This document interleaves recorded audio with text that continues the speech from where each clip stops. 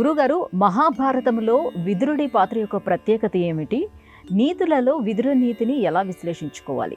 విదుర నీతి ఎలాంటిది అంటే, పాండురాజు ధృతరాష్ట్రుడితో సమానంగా సోదరత్వం కలిగి ఉన్నటువంటి మహాభారత వీరులలో ఒకడు, ధర్మ మర్మం తెలిసినవాడు.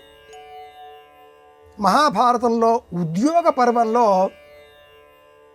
32వ అధ్యాయం నుంచి 40వ అధ్యాయం వరకు ఉండేటటువంటి నీతులను, ధర్మాలను అనేకం ధృతరాష్ట్రునికి విదురుడు బోధిస్తాడు. అదే విదుర నీతి అన్న పేరిట ప్రసిద్ధం.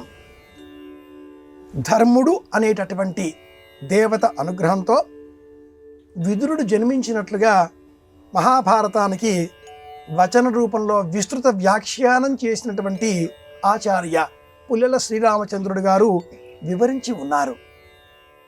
ధర్మాన్ని విశ్లేషణ చేయడంలో విదురుని మించిన వారు లేరు.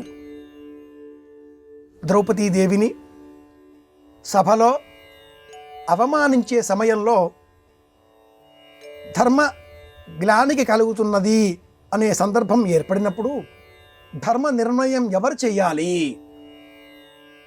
నేను ధర్మ విజేతనా అధర్మ విజేతనా అన్న ప్రశ్న ఆ ద్రౌపది వేసినప్పుడు సభలో ఎవ్వరూ జవాబు చెప్పలేకపోయారు. ధర్మరాజుతో సహా ధర్మరాజు కూడా మౌనంగా ఉన్న ఆ సమయంలో విదురుడు సమాధానం ఇచ్చాడు. కాబట్టే విదురుడిని ధర్మవేత్త అన్నారు. ఉద్యోగ పర్వంలో ఈ విదురుడు చెప్పిన ఈ ధర్మాలలో అనేకం నేటికి మనం పాటిస్తూ ఉంటాం. ఆ సందర్భంలో చెప్పిన ఆ ధర్మం ఏమిటి అంటే, ధర్మరాజు తనకు కలలో లభించిన ధనాన్ని పణంగా పెట్టి ఓడిపోయాడు. ఇది ధర్మ నిర్ణయంతో కూడుకున్న సమాధానం. తనది కాని వస్తువును ధర్మరాజు ఇక్కడ పణంగా పెట్టి ఓడిపోయాడు అన్న సత్యాన్ని నిష్పక్షపాతంగా సహేతుకంగా చెప్పిన వ్యక్తి విదురుడు. ఈ విదుర నీతిలో విదురుడు ధృతరాష్ట్రుడిని చూచి పుత్రవాత్సల్యం చేత 2 విధాలుగా నీవు కన్నులు పోగొట్టుకున్న వాడివి అయ్యావు అన్నాడు. ఒకటి, భౌతికంగా నీకు నేత్రములు లేవు, రాజ్యాధికారం నీది కాదు, పాండురాజుది. రెండవది, పుత్ర కారణం చేత, పుత్రుని మీద ఉన్న అపరిమిత వాత్సల్య కారణం చేత జ్ఞానం అనే నేత్రాలు కూడా నీకు మూసుకుపోయాయి, లేవు. జ్ఞాన నేత్రాలు కూడా లేవు.